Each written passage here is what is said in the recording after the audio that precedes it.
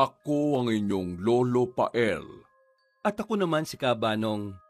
At ito ang aming kwento.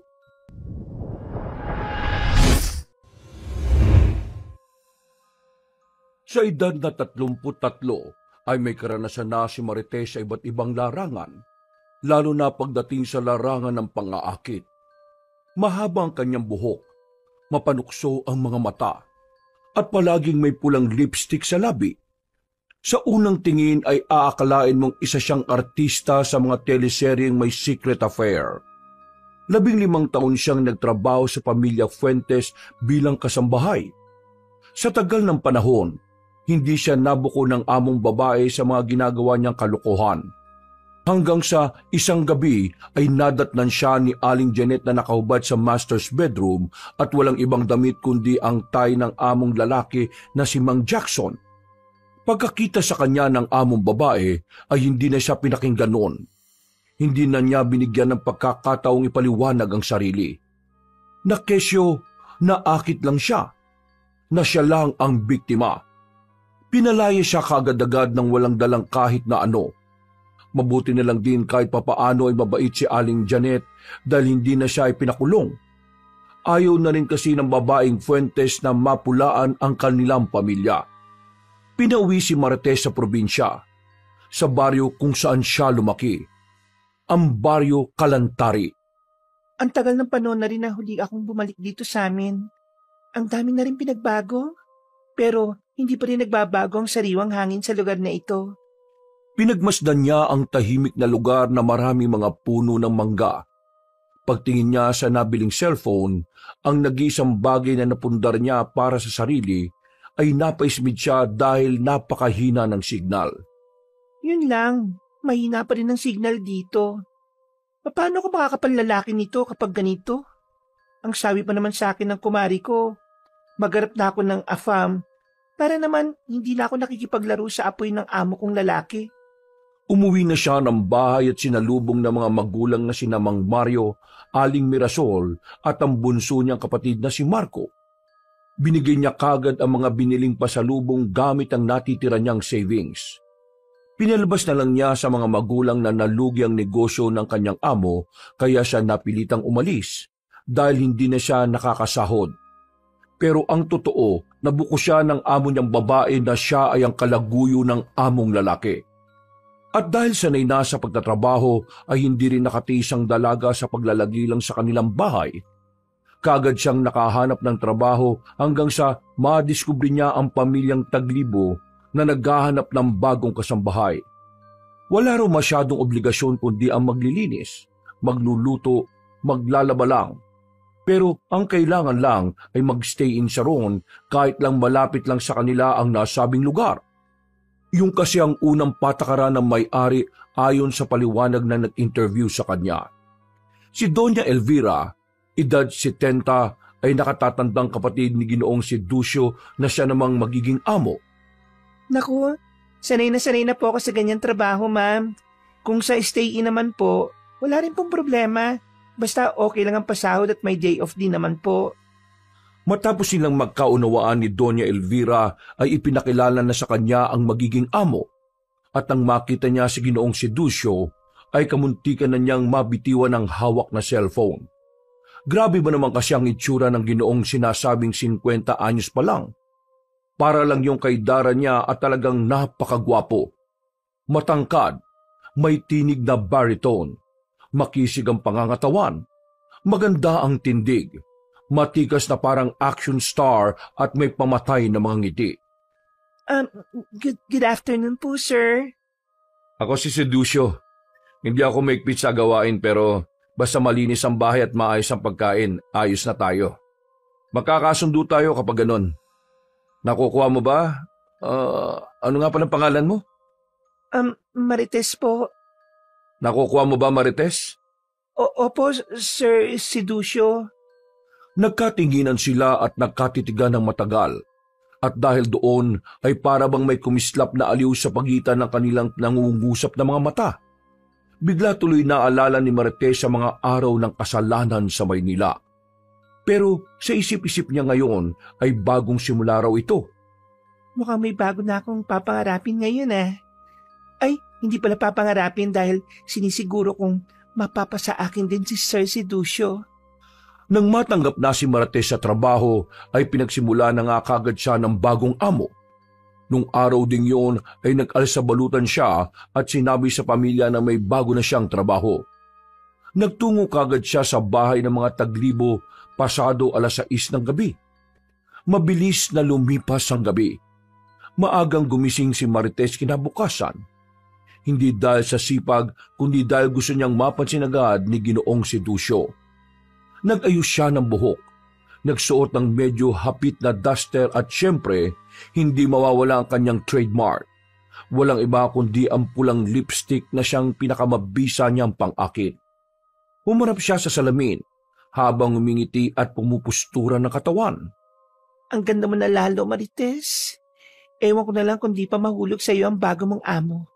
Siguradong malalaglag ang brief ni Sir Siducio kapag lalo pa akong nagpa-sexy. Pero syempre, uunti-untiin ko muna para hindi naman mahalata. Pabibitinin ko muna si Sir hanggang sa habol-habulin niya ako. Katulad ng ginawa ko kay Sir Jackson noon. Matapos mag-pout ng lips sa harap ng salamin, ay lumabas na kagad siya ng silid para gumawa ng mga gawaing bahay. Habang nagwawali sa may bakuran, sinadya niyang lumuhod ng dahan-dahan para may pakita ang hubog ng katawan niya mula sa bukas na bintana ng bahay. Alam niya kung saan naka-assign ang kwarto ni Ginoong Siducio at alam din niya sa umagang to tumatambay ang Ginoo sa veranda para magkape. Yung kasiyang sinabi ni Doña Elvira sa kanya noong ini-interview siya kahapon. At hindi nga siya nagkamali dahil sumulpot doon ng kanyang amo at dumungaw. Kaya ngumiti siya at nagsimula ng umaura. Pakunwari siyang nagpahid-pahid ng pawis sa liig kahit wala pa namang talaga. Dahil doon ay nag-angat ng tingin ng lalaki habang hawak ang dyaryo. Ngumiti yun nang makita siya saka nagsawsaw ng biskwit sa tasang may mainit na tsokolate. Good morning po, sir. Bati niya habang pinapahid-pahid ang pawis sa liig kahit wala namang init. Magandang umaga rin. Maaga ka palang gumigising, Marites? Opo, sir. Sanay po talaga ako maaga ang gising. Ayaw ko pong nagtatagal sa kami. Maliban na lang po kung ano. Ay, ano ba itong sinasabi ko? Maliban na lang kung ano. Wala po, sir.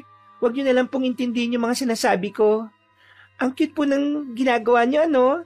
Mahilig po pala kayong magsawsaw ng biskwit sa mainit na tsokolate. Gusto ko rin po yan yung sinasawsawan. Ano? Ang ibig ko pong sabihin nagsasawsaw din ako madalas ng biskwit sa kape. Mabuti naman kung ganon. Hindi lang pala tayo makakasundo sa maagap mong paggising Pati pala sa pamamaraan ng pagkain ng biskwit. Opo, sir. O sige na, ipagpatuloy mo na yung pagwawalis mo dyan para matapos ko na rin tong pagbabasa ng dyaryo ko. Mag-almusal ka na rin muna pagkatapos. Opo, sir. Sige lang po. Napangiti ang dalagang malandi dahil alam niyang puntos na kagad ang ginawa niya. Kitang-kita niya kasi sa mata ng amo ang kakaibang titig nito sa kanya. Kaya hindi pa siya nakontento sa pagpapapansin at pangaakit. Kaya umisip ulit siya ng gagawin sa maghapong yon. Nang tanghalian na, ay sinadya niyang sabawan ng kaunti ang kanyang dibdib habang nagbubuhos ng sabaw sa mangkok ng Ginoo. Tumulo ang sabaw sa dibdib niya at sinadya niyang hindi agad pahirin. Naku, pasensya na po, sir. Nabasa po yata ako. Napangiti siya habang mapang-akit na hinahawi ang buhok at inilantad ang dibdib. Dahil doon ay napatingin si Ginoong Siducio pero bumalik din kagad sa pagkain. Kaya pasimpleng gumisi ang dalaga habang nagpapabulong sa isip. Sige lang, tumitig ka lang at magsawa ka sa kakatingin hanggang sa matakam ka sa dibdib ko. Pag nasaan mo lang ako, Sir Siducio. Ayos ka lang ba? Bakit hindi mo muna punasan ang dibdib mo? Opo, sir. Pasensya na po, Pagbalik ng dalaga sa kusina ay tila abot langit ang ngiti niya sapagkat alam niyang unti-unti na kagad nagkakaroon ng interes sa kanya ang bagong amo. Kaunting pangaakit pa, Marites. Sigurado maglalaway at maghahabol na sa iyo ang lalaking yan. Ang galing-galing mo talaga pagdating sa kalantian. At dahil umalis ang amo niya pagsapit ng hapon, kaya naubos lang ang oras niya sa kakalinis.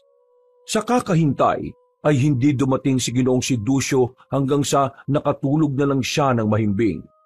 Kinabukasan ay ganoon na naman ang naging rutinang dalagang karengkeng. Walang pagkakataon na hindi siya nagbibigay ng motibo sa amo para lang mahulog yun sa kanyang pangaakit. Subalit, may pagkakataon din na tila malamig ang tunog ng lalaki, kaya parang na-challenge din siya sa ginagawa. Gabi-gabi ay patagong nag-aayos si Marites para pagandaan ang kinabukasan para akitin ng amo. Isang gabi ay napansin niyang may ilaw sa silid ni Ginoong si Ducio. Daan-daan siyang pumanhik at kunwaring dadaan lang sa pasilyo. Pero habang tinatahak niya ang daan, ay may narinig siyang isang garalgal na ungol. Hindi to ungol ng halinghing, kundi ungol na tila may nasasaktan. Ano yung ungol na yun? Napahinto siya sa tapat mismo ng silid ng among lalaki. Idinikit niya ang tenga sa pinto na may biglang kalabog. May parang tunog ng kalbot sa kahoy at pagkalaon ay biglang bumukas ang pinto. Halos mapasigaw ang dalaga sa gulat. Nakatayo sa harapan niya si Ginoong si Ducio, nakaitim na sando at boxer. Nang makita niya yon, ay nakaramdam siya ng kakaibang init ng katawan. Nananalaytay na naman ang kalandian sa kanyang katawan pero hindi siya masyadong nagpahalata. Kita rin naman ang pagkailang sa Ginoo matapos siyang makita. Marites, anong ginagawa mo sa tapat ng kwarto ko? May kailangan ka ba? Wala po, sir. Akala ko po kasi may daga sa kisame. Narinig ko po kasi na... Sa susunod, huwag kang lalapit sa kwartong ito, ha? Lalo na kung gabi. Naintindihan mo ba? Opo, sir. Pasensya na po talaga. Sige na, bumalik ka na sa kwarto mo. Tumungo na lang siya at dali-dali bumaba na parang napahiya sa nangyari. Pagbalik niya sa silid ay humarap siya sa salamin at pinisilang sarili sa pisngi. Ang landi-landi mo na nga, Marites. Pero bakit parang hindi tumatalab yung ginagawa mo kay Sir Siducio? Baka naman hindi talaga babae ang hanap niya. OMG! Kung lalaki rin ang hanap niya, sayang naman ang kagwapuan ni Sir. Kaya siguro hindi pa rin siya nag-aasawa hanggang ngayon eh. Pero hindi naman siguro. Baka may iba pa siyang kinahuhumalingan. Pero hindi eh. Nakita ko naman ang mga gamit dito sa bahay, pati sa kwarto niya. Wala naman ako nakitang ibang babae. Wala ring social life si Sir. Madalas nasa bahay lang. Pero lumalabas tuwing hating gabi. Bakit kaya tuwing hating gabi lang? Napakamot na lang ang dalaga habang nakatitig pa rin sa salamin at nag-iisip-isip. Anong ginagawa ng taong yung tingis oras ng gabi? Ano siya, call center o gumigimik? Ay nako, makapahinga na nga muna ako para makaisip pa bukas ng mga gagawin para mahulog siya sa akin. Kinabukasan ay nagpasya si Marites na sumabaybay sa bawat kilos ni Ginoong si Ducio. Pero wala naman siyang napansin na kakaiba. Katulad lang ng mga tipikal na nangyayari araw-araw. Madalas lang talaga kapag gabi ay umaalis ang kanyang amo at bumabalik nang hindi na rin niya namamalayan. Sumapit na nga ang 12:00 ng hating gabi. Tahimik na ang buong bakuran ng mga taglibo. Dumating si Doña Elvira para muling magbakasyon doon ng ilang buwan. Nakatulog kagad ang ginang sa kabilang silid na naghihilik pa. Ang buong paligid ay tila nababalot ng dilim at ang katahimikan ay tila may nakakabinging laman. Sa hindi rin malamang kadailanan ay hindi madalaw ng antok si Marites. Nanatili siyang gising at nakatingin lang sa kisame ng kanyang silid. 12:00 na. Kailangan ko nang alamin kung ano ba talagang tinatago ni Sir. Tumayo siya at suot ang itim na duster ay lumapit siya sa aparador sa kinuha ang flashlight. Pagkatapos ay marahan siyang naglakad papunta sa pinto ng kanyang kwarto at marahang yung binuksan. Ingat na talaga siya na huwag makagawa ng kahit na anong ingay. Mabilis lang din kasing magising si Doña Elvira dahil parang manok yon kung matulog. Ngayon natin malalaman kung anong ginagawa mo kapag gabi, Sir Sudusyo. Paglabas ng kwarto ay maraan siyang sumilip mula sa sulok ng hagdanan. Nakita niyang nakabukas ang ilaw sa kusina at doon ay nakita niya si Ginoong Sidusyo. Nakatalikod yon, nakayuko sa lamesa, parang may hinihiwa. Ano kaya ginagawa ni Sir? Nagluluto ba siya o ano? Akala ni Marites ay nagugutom lang ang Ginoo. Pero nang mapansin niyang may dugo sa mesa na hindi ketchup kundi malapot, madilim at sariwa, ay napatras siya ng bahagya. Natutop niya rin ang bibig upang hindi makagawa ng ingay. Dugo ba yun na tumutulo? Nagmagawi ang paningin niya sa dining chair, ay napansin niyang may nakasabit ditong damit ng tao na parang pinunit sa bandang balikat. Damit ba yun ng tao? Bakit duguan? Ayaw niya mang mag-isip ng masama, pero hindi talaga maalis sa utak niya ang hindi magandang bagay. Dahil doon ay nagsimula na nga siyang kabahan at mangilabot. Kumalat ang kilabot na yon sa buong katauhan niya, kaya nagsimula na rin siyang maging tensyonado. At mas lalo siyang kinabahan nang biglang mapalingon si Ginoong Sidusyo sa kinaroroonan niya. At hindi lang ordinaryo ang paglingon na ginawa ng kanyang amo. Ang leeg noon ay umikot ng halos 180 degree at pabaligtad. At ang mga mata nito ay namumula at nanlilisik. Diyos ko po! Takot na takot si Marites sa nasaksihan niya. Kaya napatras siya subalit bigla namang napaubo sa sobrang pagkasindak. Mabuti na lang ay sinabayan niyo ng isang platong nadaganan ng siko ng Ginoo. Lumagpak yun sa sahig at nabasag. At bago pa siya makita ng tuluyan, ay dali-daling gumapang si Marites paakyat ng kanyang silid. Maingat pa rin siya at hindi gumagawa ng ingay habang pinipigilan ang hininga.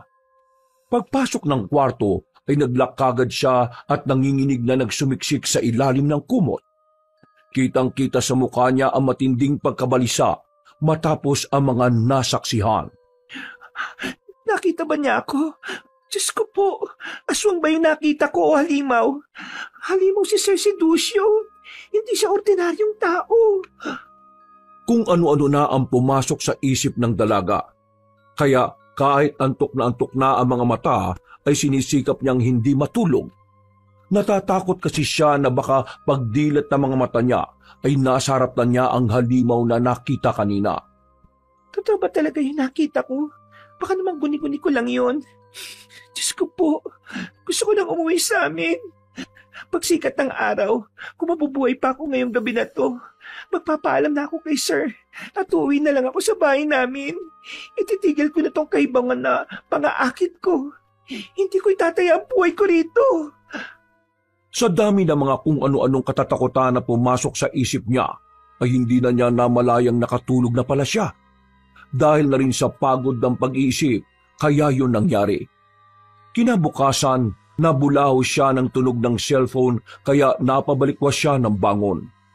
Pagtingin sa kanyang gadget, ay nakita niyang rumihistro ang pangalan ni Aling Mosang, ang kapitbahay nila na may tindahan na siyang may cellphone lang sa kanilang baryo. Aling Mosang, bakit po kayo napatawag? Uy, Marco, bakit? Ate, pasensya na kung napatawag ako ha. Kailangan po kasi namin ng pera dito sa bahay eh. Ha? Kakapadala ko pa lang Nasa ospital po ngayon si Tatay Mario. Nahitinran po siya ng motor sa bayan. Hindi na nahabol yung siraulong bumunggo sa kanya eh. Kaya ginamit ni nanay yung pera na pinadala mo. Kumusta naman si tatay? Ayos lang ba siya? Sabi po ng doktor, observan pa kaya maraming nireseta sa kanyang gamot. Wala na rin po kaming panggasos dahil sa naubos yung pinadala mo ate. Pasensya na raw po daw sabi ni tatay. Huwag kayong humingi ng pasensya dahil hindi naman niya kasalanan yung nangyari. O sige na, tatawag ako mamaya at susubukan kong bumali sa amo ko. O sige po ate, salamat at mag-iingat ka dyan ha. Pagbaba ng telepono ay napabuntong hininga ang dalaga dahil naalala na naman niya ang nasaksihan kaninang madaling araw. Balak pa naman sana niyang umalis na, pero dahil sa nangyari sa kanyang tatay ay mukhang hindi kagad siya makakaalis sa poder ng pamilyang Taglibo. Naiinis siyang napakamot sa ulo habang humaharap sa salamin. Ay naku, paano ba to? Anong gagawin ko? Pagkatapos magayos ay dumiretso kagad siya sa kusina para magluto ng agahan. Naabutan niya roon si Ginoong Sidusyo na naka-long sleeves na puti, bagong ligo at amoy kolon. Napansin niya ang sugat sa kamay pero hindi niya yung pinagtuunan ng pansin. Ang naalala kasi ng dalaga ay ang nakita niyang pagbali ng ulo noon. Hindi siya makatingin ng diretso sa amo dahil sa nasaksihan niya. Pero para sa lalaki ay tila normal lang ang lahat at parang walang nangyari. Good morning, Marites. Good morning po, sir. Napansin kitang nakatingin dito sa sugat ko sa kamay. Pasensya na kasi kanina madaling araw nagkasugat ako habang naglalagay ng pain sa daga eh. Nakakainis nga dahil pinasok yung bahay natin ng daga. Ang dami talagang daga rito sa baryo eh, no? Aba, may palusot pa talaga si sir. Hindi ako tanga at alam ko kung ano yung nakita ko kagabi. Ano? May sinasabi ka? Wala po, sir. O sige. Para ka kasing bumubulong dyan eh. Lakasan mo yung boses mo kapag nagsasalita ka, ha? Pasensya na po. Ang totoo po kasi, sir, mang-aabala po sana ako sa inyo eh. O bakit? Ano ba yon? Tumawag po kasi yung kapatid ko ngayon lang. Na-aksidente po yung tatay ko kaya kailangan ko ng pera. Baka kung pwede po sanang bumali, kung okay lang. Walang problema. Kung magkano yung kailangan mo, ay Ate Elvira mo na lang kunin, ha? Alam niya na yon. Maraming salamat po, sir. Basta kung tungkol sa pamilya, huwag kang mahihiyang magsabi sa akin, ha? Sige na, at gawin mo na muna yung gagawin mo. Sige po, sir. Salamat po ulit. Nagmamadali na ngang lumabas ng dining area si Marites at gumawa na nga ng mga dapat gawin. Natutuwa naman siya sa nangyari sa pagbibigay ng tulong ng kanyang amo sa kanyang tatay. Pero hindi pa rin nawawala sa isipan niya ang takot sa dibdib. Halos gabi-gabi na naglalaro sa isipan niya ang tungkol sa nasaksihan nung gabing yon. Hindi niya man magawang umalis dahil malaki ang utang na loob niya. Isa pa ay natatakot din siya kapag tumakas ay baka hanapin ng buo niyang pamilya at gawan pa na masama. Bahala na. Magtutuloy-tuloy na ako sa pagtatrabaho rito. Hanggat walang ginagawang masama sa akin si Sir Sidusyo, mananatili ako rito. Pero kung mararamdaman kong ako na ang pinupuntirin niya, aalis ako kahit na anong mangyari. Ang ginagawa na lang ng dalaga sa tuwing may isip ang halimaw na anyo ng kanyang among lalaki, nagdarasal na lang siya hanggang sa makatulog ng mahimbing. At simula nang masaksihan ni Marites ang insidenteng yon, ay hindi na siya naglandi pa sa amo. Hanggat maaari nga ay umiiwas siya sa Ginoo pero napapansin niyang tila ito na nga ang naghahabol-habol at palaging lumalapit sa kanya. Ano kaya ni Ma'am Elvira yung tungkol sa pagkatao ng kapatid niya? O hindi kaya baka pareho silang mga halimaw? Pero wala naman talaga ako nakikita kay Ma'am eh. Kay Sir lang talaga yung maraming bagay ako napapansin. Ay, Diyos ko. Mawiwintang na ako sa bahay na to. 2 linggo na ang lumipas mula nang masaksihan ni Marites ang karumal-dumal na eksena sa kusina. Hindi pa rin siya mapakali. Palagi niya pa rin tinatanong sa sarili kung guni-guni lang ba yung gawa ng antok o kung totoong may tinatago si Ginoong Sidusyo. Isang bagay na dapat ikatakot. Nito kasing nakalipas na araw at gabi ay wala siyang napansing kakaiba sa ikinikilos ng among lalaki. Kaya para tuloy siyang tanga na inaalam sa sarili kung nasisiraan na nga ba siya ng bait o hindi. Habang nagsasampay ng labada sa likod bahay, napansin niya ang mga kapitbahay na tila umiiwas kapag nadaraanan ng bakuran na kanilang bahay. Makilang beses niyang naririnig ang ilang tao na tila pinag-uusapan siya, pati ang pamilya ng Taglibo. Naabutan pa nga niya na may 2 alis sa gilid ng kalye na nagbubulungan. Nang maglakad siya palapit, bigla silang umiwas at nagtungo sa kabilang direksyon. Ano bang meron dito? Parang may tinatagong buong baryo na hindi ko alam Patungkol pa to sa sikreto ng amo ko? Dahil sa mga narinig niyang bulong-bulungan ay hindi na siya nakatiis pa. Pagsapit ng gabi ay natsyempoan niya si Doña Elvira kaya masinsinan at seryoso niya itong kinausap habang minamasahe ang likuran. Doña Elvira, may itatanong po sana ako kung hindi po kayo busy. Sige lang, Marites. Ano ba yung itatanong mo? Kung tungkol doon sa tulong ng bunso kong kapatid, huwag mong alalahanin yon. Sabi naman niya hindi niya yun iaawa sa sahod mo.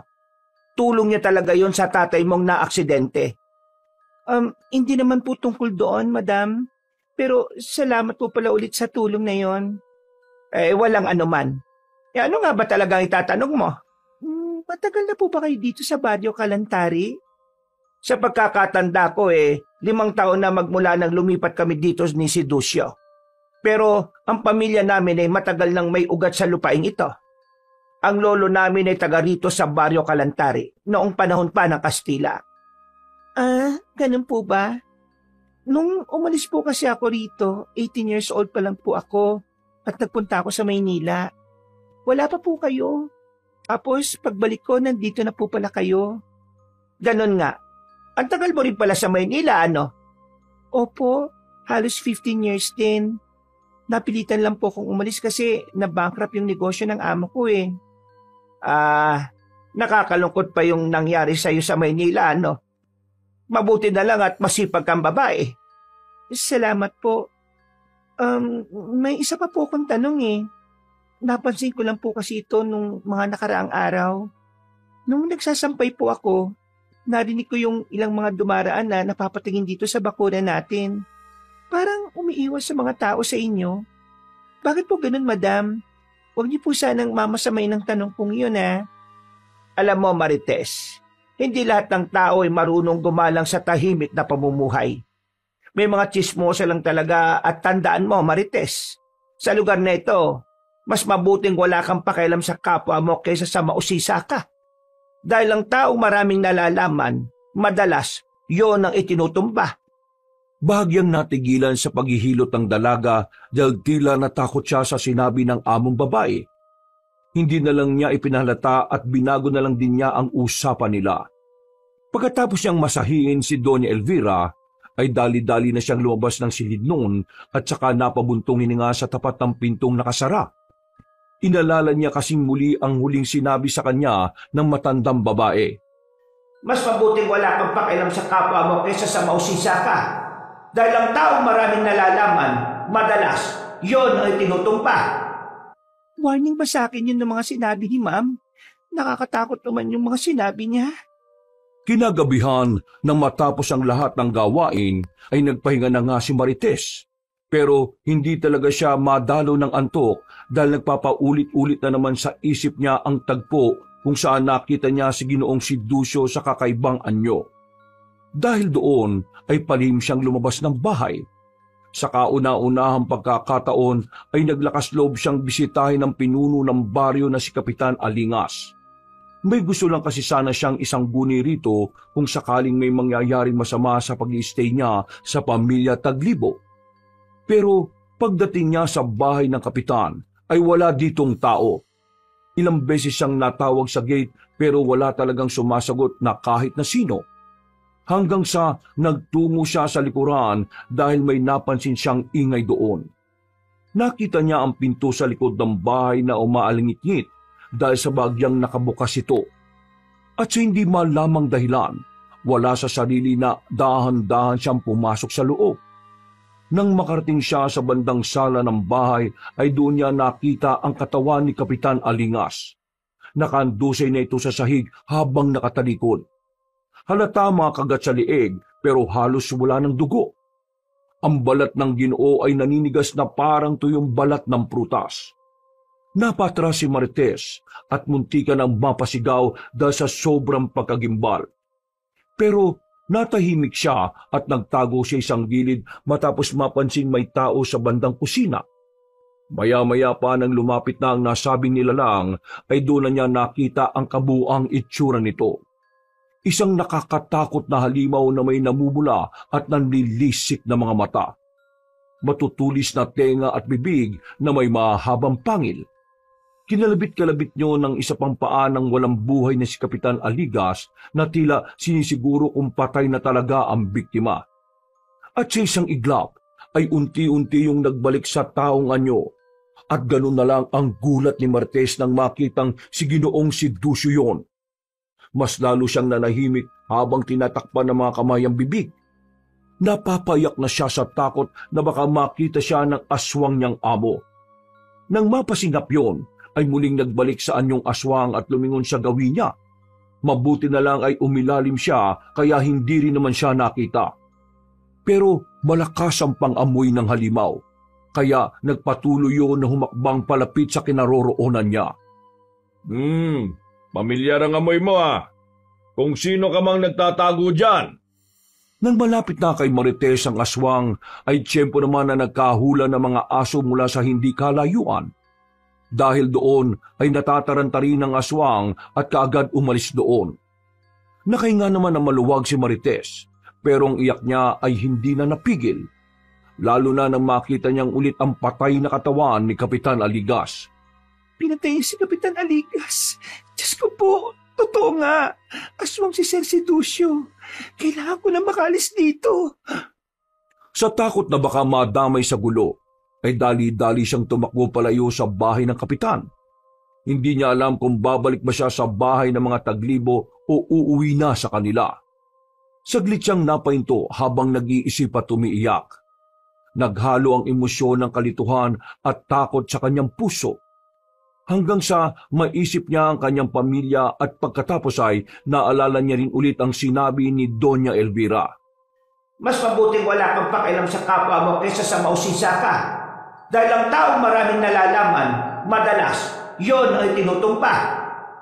Kapag bumalik ako sa bahay namin, siguradong hahantingin din ako ni Sir Ducio. Kaya tama si Doña Elvira. Magkunwari na lang akong walang nalalaman at walang nakikita. Diyos ko po, gabayan niyo po ako para hindi mapahamak. Nagmadali na nga siyang tumakbo at bago pa makabalik sa bakuran ng mga taglibo, ay natapilok pa siya sa isang ugat ng puno at nadapa. Basag ang tuhod niya at duguan ng palad na dali-daling bumangon. Paglingon niya sa likuran, ay may mga aninong mabilis na kumikilo sa dilim. Kaya mas lalo siyang nagmamadali kahit tila panawan na ng ulirat dahil sa takot. Pagdating sa bahay ng amo, sa kwartong tinutulugan na isinara niya lahat ng bintana at inilak ang pinto. Nagsumiksik siya sa pinakadulo ng kama habang umiiyak sa takot. Punong-puno siya ng pagsisisi matapos muli na namang makasaksi ng hindi kaaya-ayang pangyayari. Bakit pa kasi ako lumabas ng bahay? Ano na mangyayari sa akin ngayon dito? Diyos ko po, tulungan niyo po ako. Dahil sa dami ng pumapasok sa isip ay nakatulugan na niya ang mga bagay na yon. Hanggang sa muling sumapit ang kinabukasan. Tahimik lang si Marites habang nagluluto ng almusal. Para siyang baliw na nagmamasid sa bawat kilos ng lahat. Lalo na si Ginoong si Ducio. Ang bango naman ng sinangag mo ngayon, Marites Hindi kagad nakasagot ang dalaga nang biglang sumulpot ang among lalaki. Nang makita niya ang tila makahulugan ng ngiti ng Ginoo, ay mas lalo lang siyang natakot. Sa tuwing mapapalingon siya roon, ay parang halimaw na ang nakikita niya at hindi na isang tao. Hindi na niya ito maihiwalay sa imaheng nakita niya kagabi na siyang pumatay kay Kapitan Aligas. Hoy, Marites, ngumiti ka naman. May problema ka ba, ha? Wala po, sir. Naku, wala po talaga. Mabuti naman. Kung meron, sabihin mo lang sa akin, ha? At handa akong tumulong sa iyo. Alam mo naman yon. Opo, sir. Alam ko po yun. Kain na po, sir. O sige, salamat. Pero busog na busog pa ako dahil sa dami ng nakain ko kagabi. Iwan mo na lang yung mga niluto mo para kay Ate Elvira. Kumain ka na rin pagkatapos mo dyan. Napalunok na lang ng laway ang dalaga habang hindi nagpapahalata ng takot sa kaharap. Pinipigilan niya ang tensyon na namumuo at sinisikap niyang maging postura sa harap ng amo. Mabuti na lang ay dumating si Doña Elvira na kaagad umupo sa tapat ng hapagkainan at nagsandok ng makakain. Si Ducia, Marites, Nabalitaan niyo ba yung nangyari? Po, alin po? Hindi mo pa alam? Ang alin po, ma'am? Ikaw ba si Lucio? Narinig mo na yung balita sa labas. Maugong yon kanina pa sa buong baryo. Ate naman, ilan pa ako nagkaroon ng pakialam sa balita sa baryong to. Sa bagay.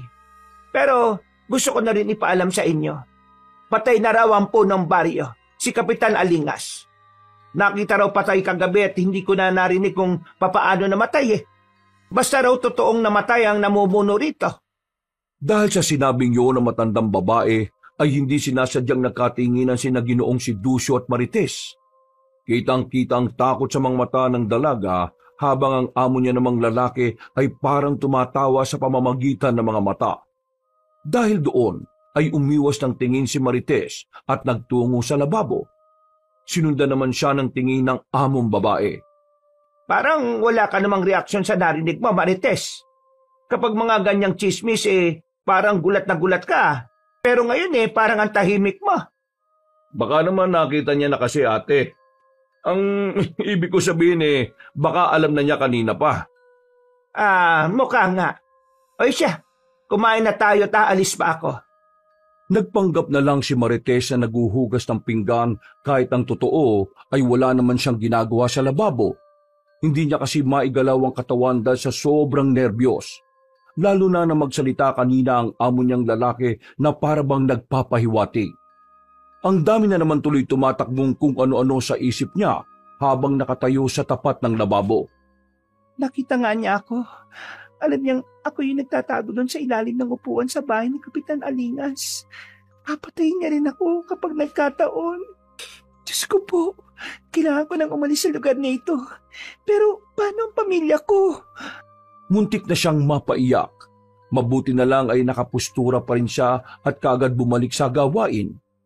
Nang matapos na ang pag-aalmusal ng kanyang mga amo, ay naglinis na siya para naman maiba ang kanyang mga iniisip. At mabilis na namang lumipas ang oras. Pagsapit ng hapon, ay dumaan siya sa tindahan sa palusong na daan. Pagkatapos bumili ng pampabango sa nilabhang damit, nang pabalik na sa bahay ng amo, ay nasa lubong niya sa daan ng isang batang pulubi. Hindi niya sana hihintuan yon, pero naawa siya dahil sa kapayatan ng bata at karungisan na halatang hindi pa kumakain at naliligo. Kahit papaano ay naiba ang isip niya matapos makita ang nasabing palaboy. Anong pangalan mo, bata? Empoy po, Ali. Ali, pengi naman po ng baryo. Pambili ko lang po ng makakain. Siguraduhin mong ibibili mo lang to ng pagkain, ha? Itong 50 pesos. Pasensya ka na. Yan lang ang natira sa sukli, Naku, salamat po, Ali. Di po ba doon ka nakatira sa magarang bahay? Oo. Teka, bakit mo nalaman na doon ako nakatira? Ilang beses po kitang nakita doon Nagsasampay. Buti nga po, buhay ka pa. Ha?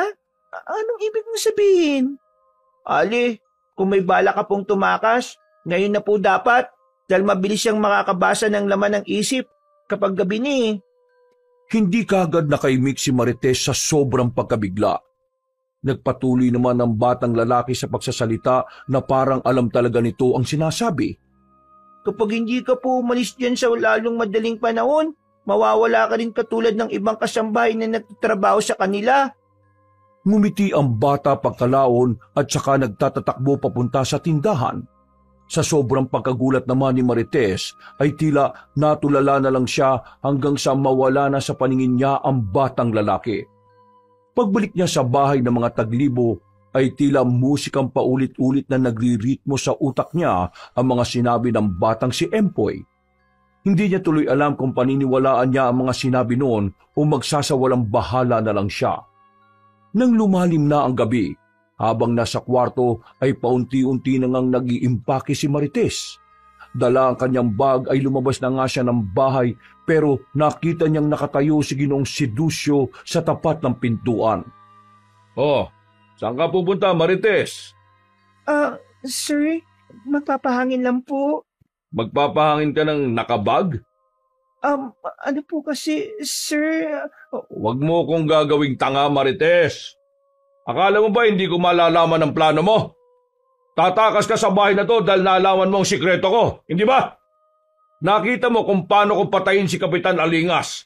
Kaya sa tingin mo ba papayag akong makaalis ka ng buhay? Sir, parang awa niyo na po. Palisin niyo na po ako dito. Pangako po, hindi ako magsusumbong kahit na kanino. Kahit po sa pamilya ko. Sinungaling! Bakit ka nagpunta sa bahay ni Kapitan Alingas? Hindi ba para magsumbong patungkol sa akin? Sa tunay kong pagkatao? Sa pagiging mandurugo ko? Totoo yan, sir. Hihingi lang po sana ako sa kanya ng payo. Huwag mo nang bilugin ang ulo ko, Marites! Binigyan ka na ng babala ng ate ko na huwag kang makikialam sa mga bagay-bagay dahil ang taong maraming nalalaman ay dapat na itinutumba na. Kaya ngayon, matitikman mo ang bangis ko! Napayak na lamang si Marites nang makita ang unti-unting pagbabago ng anyo ni Ginoong si Ducio. Mula sa pagiging gwapong lalaki, matipuno at mistizo, ay naging isa itong nakakatakot na mandurugo. At sa isang iglap ay tila binalot ng dilim ang paligid. Ang buong sala ay nawala. Ni katiting na liwanag ay walang makakawala sa dilim. Mas lalong nanginig sa takot si Marites kaya napasigaw na siya ng napasigaw. Pero laking pagtataka niya dahil para siyang nawalan ng boses. Wala nang lumalabas na tinig sa kanyang bibig. Hanggang sa bigla na lang bumigat ang kanyang paghinga. Sinabayan na yun ng nakakatakot na halakhak ni Ginoong si Ducio na parang demonyo sa ilalim ng lupa. Hindi mo ko matatakasan, Marites. Hindi ba nung una kang pumasok dito, gusto mo kong akitin o gusto mo kong maangkin? Ngayon mo ko akitin at angkinin. Ibibigay ko sa iyo ang gusto mo at pupunlaan kita ng anak ng dyablo. Parang awa niyo na po. Huwag po. Hayaan niyo po ako mabuhay. Mabubuhay ka pagkatapos mong ipanganak ang mandurugong ipupunla ko sa iyo. Kaya hindi mo matatakasan ang kapalaran mo, Marites. Akin ka lang. Malanding ka sa bahay. Sa takot ni Marites ay tumakbo siya sa gitna ng kadiliman pero kahit na anong gawin niya ay tila hindi naman siya umaalis sa kanyang pwesto. Hanggang sa bigla niyang madama at nang tumihaya siya ay naramdaman niya na ang paggapang ni Ginoong si Ducio. Ilang saglit pa ay naabutan na lang niya ang sarili na nakapatong na sa kanya ang mandurugo. Tutok na tutok ang nakakatakot na mukha niyon sa mukha niya. Kaya wala siyang magawa kundi sumigaw ng tulong. Subalit kahit na anong gawin niyang pag-alma, ay hindi siya makakawala hanggang sa maramdaman na lang niyang may kung anong pumapasok na sa kanyang katawan. Napasigaw ng husto si Marites habang umiiyak sa takot. At sa isang iglap ay bigla siyang napabalikwas ng bangon.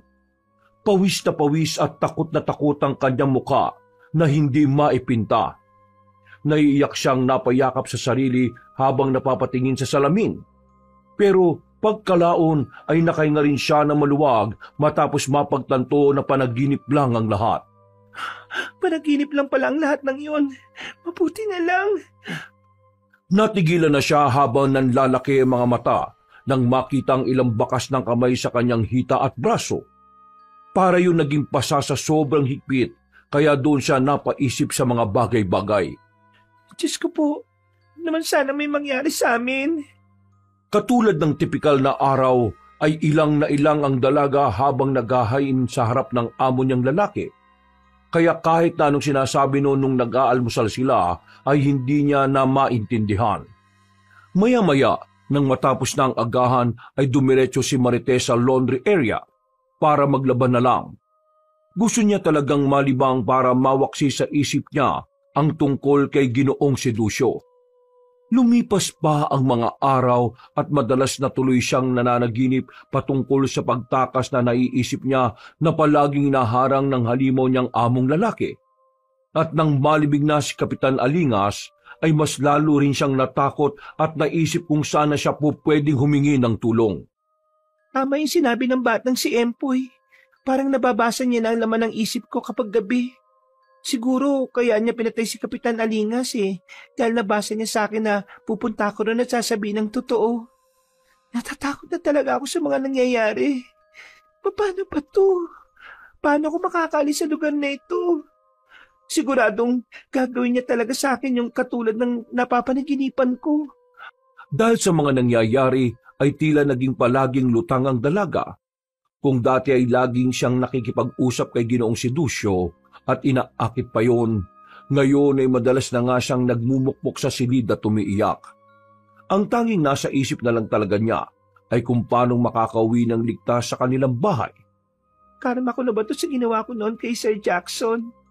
Diyos ko po, kung ito na po ang karma ko, patawarin niyo na po ako. Gusto ko na pong umuwi sa amin pero paano ko po gagawin yun? Alam kong kapag umalis ako ng bigla o kahit magpaalam, siguradong hindi ako titigilan ng amo kong lalaki na halimaw. Natatakot po ako. Natigilan na siya nang marinig na may kumatok sa kanyang silid. Nang marinig ang boses ni Doña Elvira, ay inayos niya kagad ang sarili at binuksan kagad ang pinto. Magandang araw po, madam. May ginagawa ka ba o nagpapahinga ka? Ayos lang bang maabala ka? Ha, Marisa? Madam Elvira, ano po ba yun? Aalis kasi ako ngayon. Pwede bang palaban ko muna sa iyo ang kobre kama sa kwarto ko? Sige po. Bibili lang ako ng detergent. Naubusan na po kasi tayo eh. O sige. Bumili ka na muna sa tindahan. Pero mamaya pagpunta ko sa pamilihan isasabay ko na rin yung mga yan. Kunin mo tong 500 pambili ng panlaba tapos yung sukle sa'yo na. Maraming salamat po. Pag-alis ni Doña Elvira ay ginawa na niya ang pinag-uutos noon. Napansin niya rin na wala si Ginoong si Ducio kaya kahit na papaano ay nakaramdam siya ng pagkakampante. Pagpunta ng tindahan ay naabutan niya ang ilang mga tsismosang kausap ang isa sa pinakamayabang na lalaki sa kanilang lugar na si Polo. Habang naghihintay na mabigay ang kanyang binili, ay tila tulala siya dahil iniisip pa rin ang tungkol sa pagiging aswang ng amo niyang lalaki. Hoy Marites, tulala ka na naman dyan Anong meron?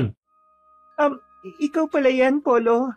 Ngayon lang kita nakita ulit dito Para ka namang lutang ngayon Bakit? Na-stress ka ba sa amo mo ngayon? Napapaisip ka ba na umalis sa trabaho mo? Wala. Papagod lang siguro ako. Dami kasing ginagawa, tapos mag-isa lang ako ron. Ayaw pa kasi nila, sir, na mag-hire ng ibang kasambahay eh. Ang sabihin mo, wala na kamong gusto magtrabaho sa mga yan. Ikaw lang talaga nagtyaga dyan sa mga taglibo na yan Porque gwapo yung amo mo, no? Hindi naman sa ganon. Sus, kunwari ka ba? Yung mga nagtrabaho dyan sa kanilang lahat yan ang sagot sa tinatanong ko.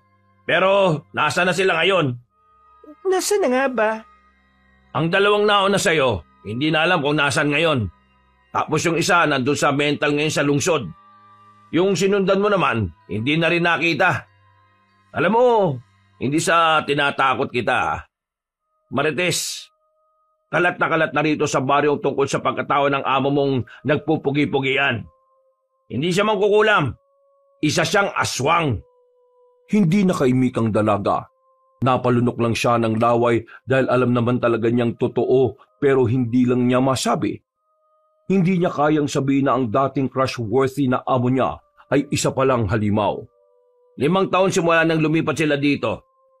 Yung mukha nung amo mong lalaki, hanggang ngayon, ganon na ganon pa rin. As in, wala siyang pinagbago. Nakakapagtaka, di ba? Samantalang yung nakatatanda niyang kapatid kumukulubot na ang balat. Mahilig lang siguro si Sir sa skincare. Skincare ang putya. Baka kamo yung mga biktima niya ang skincare niya. Sabi ng lola ko ganun daw ang mga mangkukulam. O kung hindi siya mangkukulam malamang siya yung tinatawag ng lola ko na mandurugong aswang. Sa pagkain nila ng sariwang dugo at karne ng tao, para silang lalong bumabata. Hindi naman siguro. Ay nako, pinagtatakpan mo pa yung amo mo.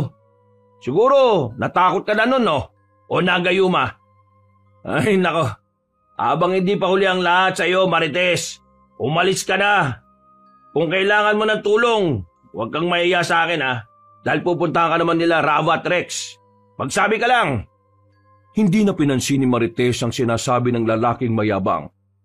Napansin kasi niya na mula sa hindi kalayuan, merong nagmamasid sa kanya. Hindi niya yung sinabi sa mga nasa tindahan. Kinuha na lamang niya ang pinamili at naglakad palayo. Habang nagmamadali sa paglalakad, ay napaisip din siya sa mga sinabi ni Polo. Pinagnilay-nilayan niya ang mga yon hanggang sa mauwi siya sa isang konklusyon. Oo nga no, bakit nga pinagtatakpan si Sir Siducio kanina kay Polo at sa iba pa? Pwede ko naman sabihin ng mga nakita ko para matulungan nila ako. Bakit dito yung ginawa? Napatingin siya sa hawak na pinamili. Kitang-kita at ramdam na ramdam niya ang panginginig ng kalamnan niya, kaya tila nasagot na ang tanong niya sa sarili. Natatakot siya, hindi lang para sa buhay niya kundi para sa buhay ng mga magulang at kapatid niya. Nagpatuloy siya sa paglalakad, hanggang sa nakita niya sa Ginoong Siducio na nakatayo sa lilim ng puno ng akasya. Nakangiti yun sa kanya ng makahulugan, kaya tila biglang nanigas ang katawan niya sa takot. Magaling, Marites! Pagkasabing yon, ay nauna nang maglakad ng Ginoo pauwi sa kanilang bahay. Pagdating niya roon ay hindi na naman siya mapakali. Habang nilalabhan ang kobre kama ni Doña Elvira, ay paulit-ulit na pumapasok sa isipan niya ang mga sinabi ni Polo. Maging ang kasasabi lang kanina ni Ginoong Siducio bago siya umuwi ng bahay. Magaling, Marites! Alam na talaga niya, hindi na talaga ako makakalis sa lugar na ito. Dahil kapag ginawa ko yon, siguradong mapapahamak sila nanay at tatay at ang kapatid ko. Diyos ko po, hindi ko na rin alam ang gagawin ko. Napayak na naman siya habang naghihintay na matapos ang nilalabhan. Tahimik niya lang ginagawa yon dahil ayaw niyang makita siya ng among lalaki, dahil lalo lang yung matutuwa kapag naabutan siyang ganon. Mabilis na lumipas ang oras. Matapos isampay ang kobre kama, ay nagkulong na ulit sa kwarto si Marites. Muli niyang pinag-isipan ang mga sinabi ni Polo sa kanya kanina sa tindahan. Ay, nako! Habang hindi pa huli ang lahat sa iyo, Marites, umalis ka na! Kung kailangan mo ng tulong, huwag kang mahiya sa akin, ha? Dahil pupunta ka naman nila Rava at Rex. Magsabi ka lang! Nagpaulit-ulit yon sa isip niya hanggang siya ay makaidlip. Kinagabihan, habang umiihip ang malamig na hangin at tahimik ang buong baryo, hindi na mapakali si Marites pagkagising niya. Pakiramdam ng dalaga ay anumang oras ay mamamatay na siya sa kamay ng among aswang. Kaya sa isang iglap ay nagpasya siyang isulat sa lumang papel ang lahat ng alam niya tungkol kay Ginoong Siducio. Kung paano niyang nasaksihan ng maraming beses ang pagiging aswang nito at ang pagpatay kay Kapitan Alingas. Ibinuhol niya ang papel sa loob ng maliit na garapon at inilagay sa ilalim ng bangko sa tindahan. Iniisip niya kung may mangyari sa kanya, may makababasa pa rin ng katotohanan. At nang magsara na ng tindahan si Aling Mosang, ay nakita niya ang garapon at nabasang laman ito. Nagulat ang ginang kaya kagad ibinalita kay Polo, Rava at Alex, pati na sa iba ang tungkol dito. Samantala, naghintay naman si Marites sa kanyang silid sa pag-asang makikita nga kagad ang tinago niyang sulat sa garapon. Alam niyang kapag nakita yun ni Polo, ay siguradong tutulungan siya kagad noon. Kahit mayabang at pilyong binata, ay hindi naman kasi yung duwag. At mabilis na lumipas ang oras. Pagsapit ng 12:00, ay narinig na nga ni Marites ang nakakatakot na ingay sa labas ng kwarto.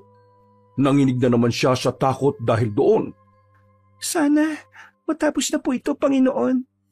Iligtas niyo po ako sa lugar na ito at alisin. Gusto ko na po umuwi sa amin. Magatid na po kayo ng tulong. Parang awa niyo na po.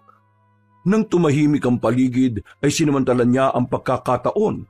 Lumabas siya ng kwarto na walang dalang kahit na ano. Sumipat-sipat siya sa paligid.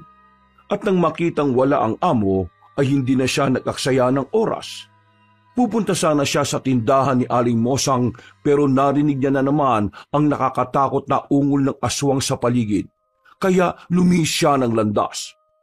At sa gitna ng kadiliman ay nagkita-kita sila Marites, Polo, Rava at Lex sa likod ng kapilya. kung saan pansamantalang nagtatago ang dalaga. Nabasa ni Aling Mosang ang sulat na inilagay mo sa garapon. Tama nga ang inala ko at ang mga taga-baryo. Aswang ang amo mo, Marites. Salamat naman at nanghingi ka ng tulong sa amin. Umalis na tayo rito, Polo. Delikado ang halimaw na yon. Baka mapano rin ng mga magulang at kapatid ko. Huwag ka mag-alala dahil hindi lang naman kami ang sinabihan ni Aling Mosang kundi ang mga taga-baryo Kalantari na rin.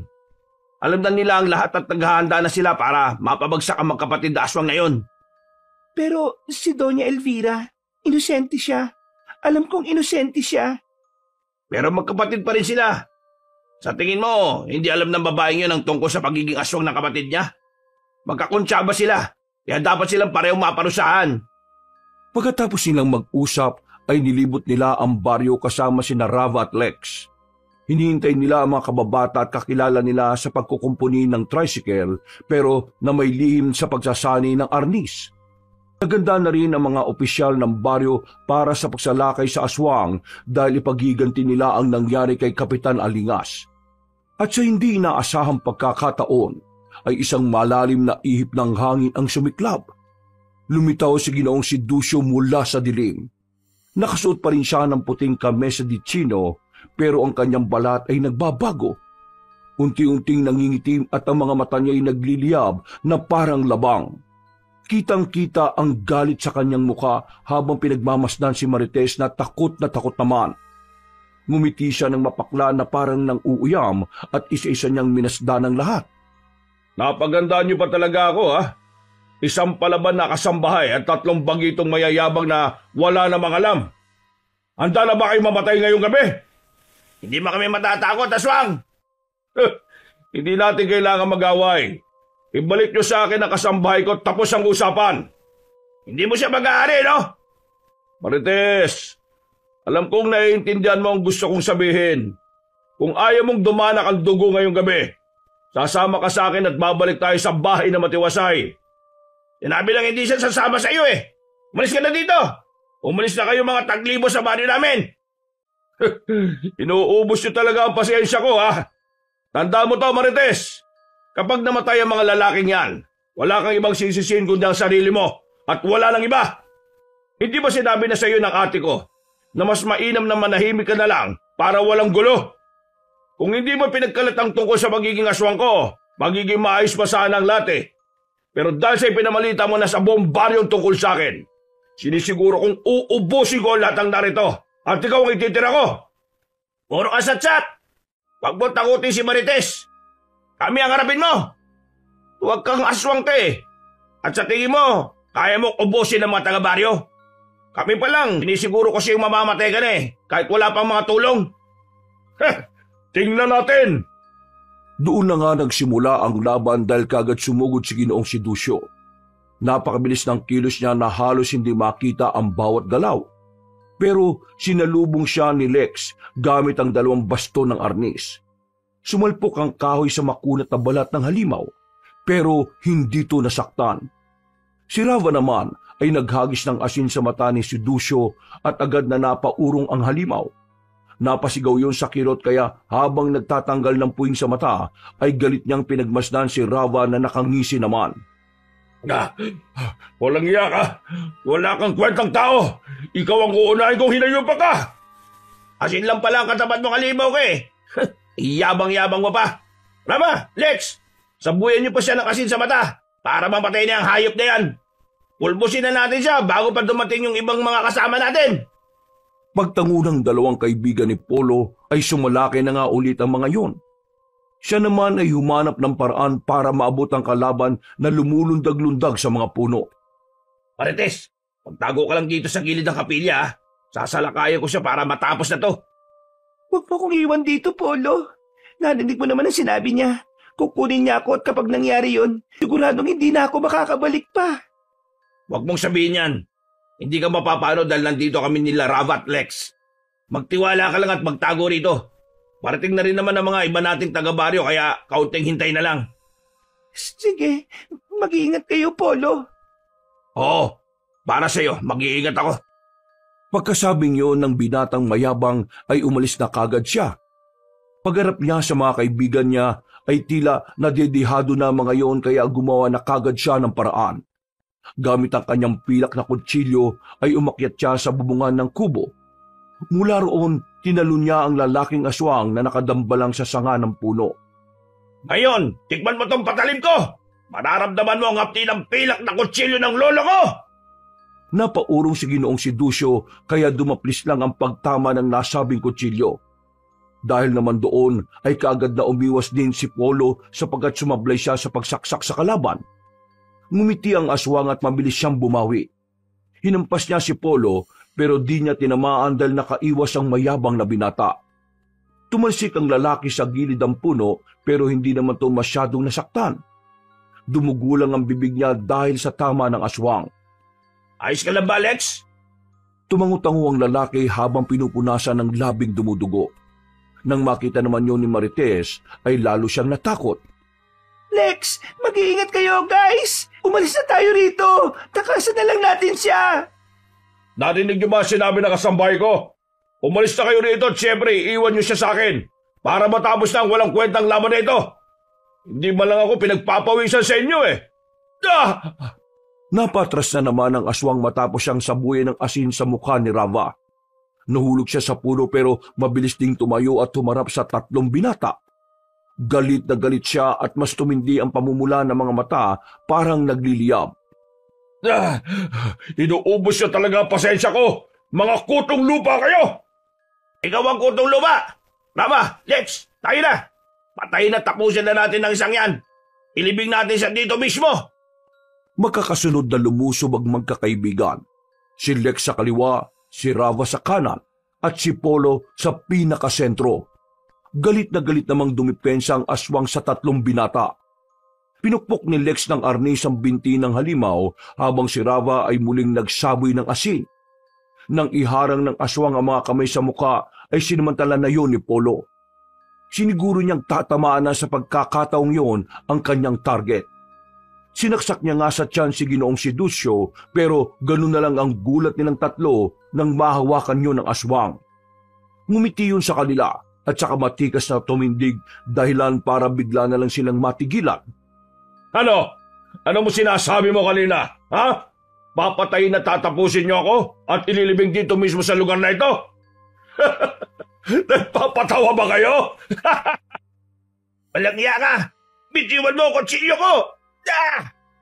Tumalsik na si Polo dahil inundayan siya ng aswang ng malakas na suntok sa muka. Sinubukan niyang tumayo pero tila umiikot ang kanyang paningin sa lakas ng tama sa kanya. Nanlabo ang kanyang mga mata kaya hindi na niya nakita ang nangyari. Narinig na lang ni Polo ang malakas pero tila nakakabinging sigaw ni Marites na halatang takot na takot. Paano kasi ay kitang-kita ng dalaga kung paanong durugin ni Ginoong Sidusyo ang ulo ni Rava na parang pakwan. Pagkatapos ay biniyak naman ito ang tiyan ni Lex at hinigit ang laman loob na parang nagtatanggal lang ng hasang ng isda.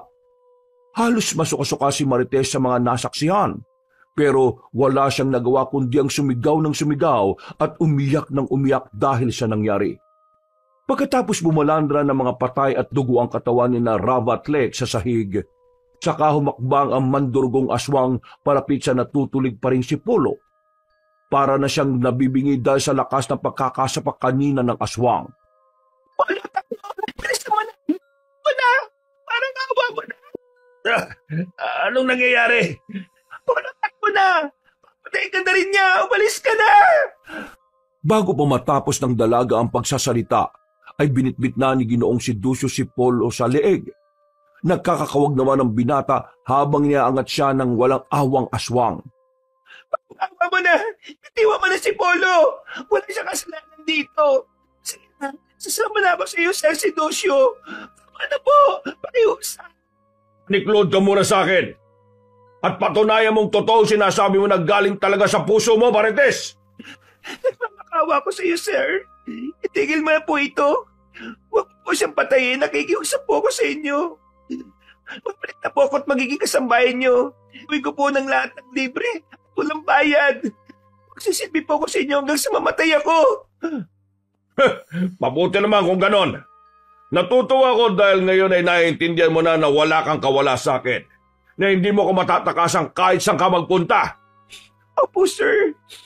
Naiintindihan ko na po. Hindi na po ko ulit at ibaba niyo na po si Polo. Nahihirapan na po siyang huminga.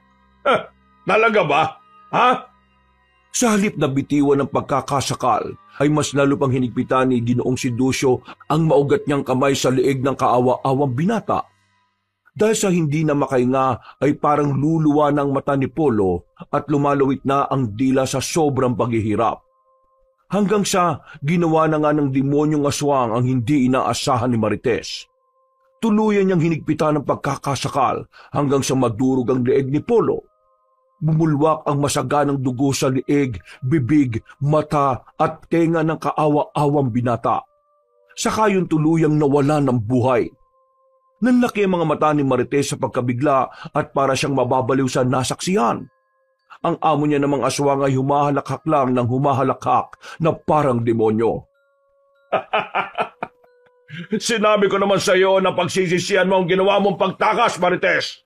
Habang buhay mong pagsisisihan itong nangyari at kapag umulit ka pa, ang pamilya mo naman at ang iba pang taga-baryo mamamatay. Diyos ko, bakit mo sila pinatay? Polo, Rava, Alex. Diyos ko po. Magtanda ka na sana, Marites. Bilisan mo na. Tumayo ka na dyan at aalis na tayo sa lugar na ito.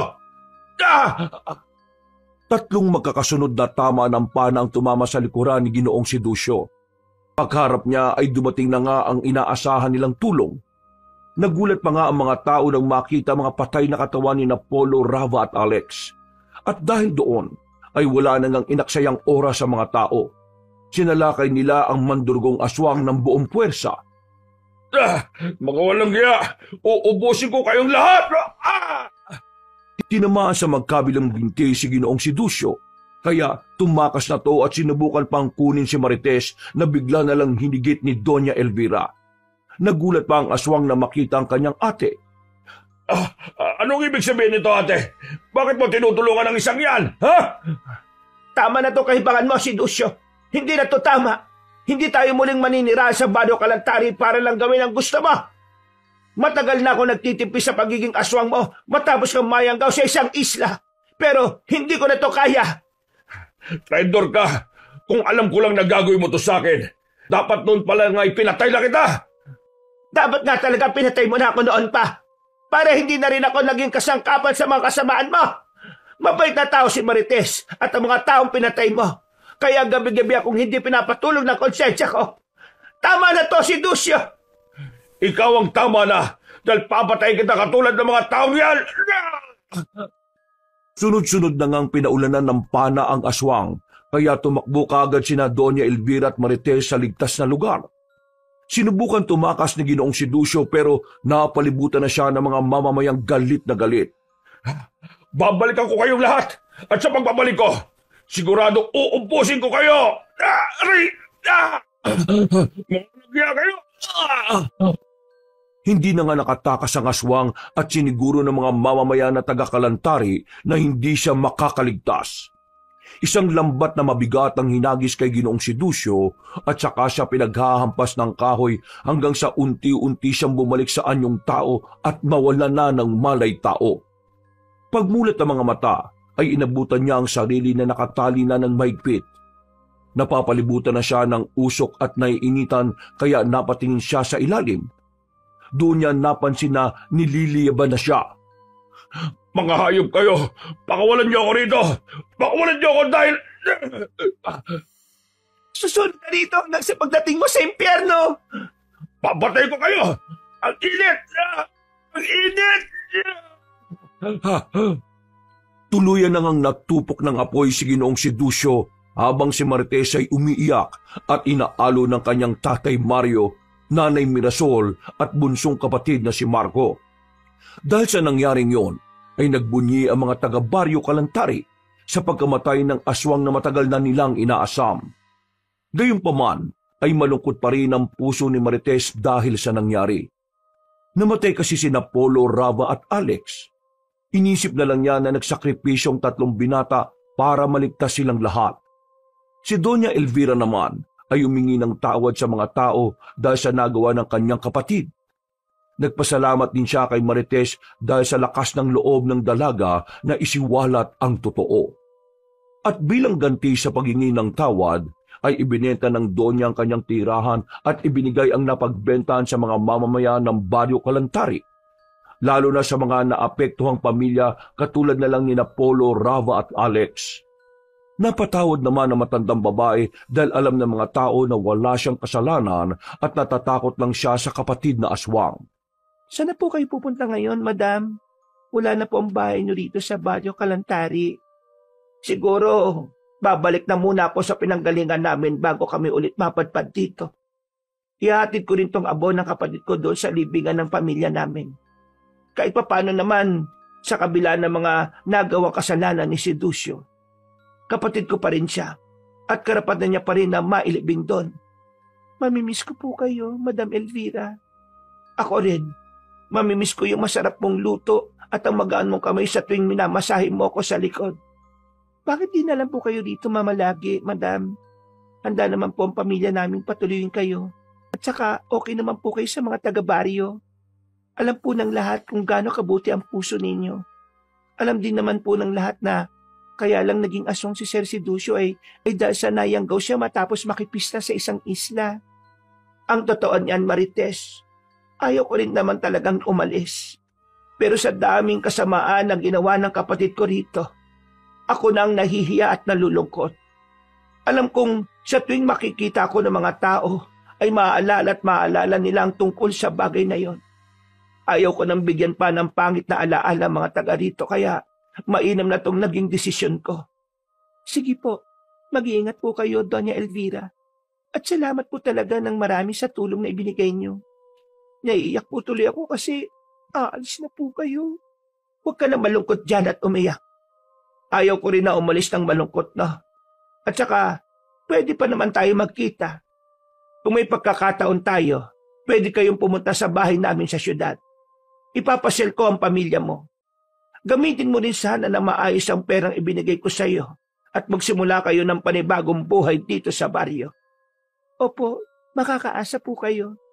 Salamat po ulit, Doña Elvira. Mag-iingat po kayo sa biyahe, ha. Matapos silang magyakapan, ay umalis na nga ang matandang babae dahil dumating na rin ang sasakyang sumundo sa kanya. 3 buwan nang lumipas ay naging maayos, mapayapa at tahimik na ang buhay ng mga taga-Baryo Kalantari. Nakalimutan na nila ang masalimuot na pangyayari laban sa mandurugong aswang. Linggo-linggong dinadalaw ni Marites ang labi ni Polo, Rava at Alex. Palagi niyang kinukwento sa puntod ng 3 binata ang nangyari sa kanya sa buong linggo. Nang nabubuhay pa kasi, ay madalas niya talagang makakwentuhan ng mga yon lalo na si Polo. Tinanggap niya sa sarili na karma niya si Ginoong si Ducio pero hindi niya to ginawang hadlang para makapamuhay ng masaya kapiling ang kanyang pamilya. Wakas!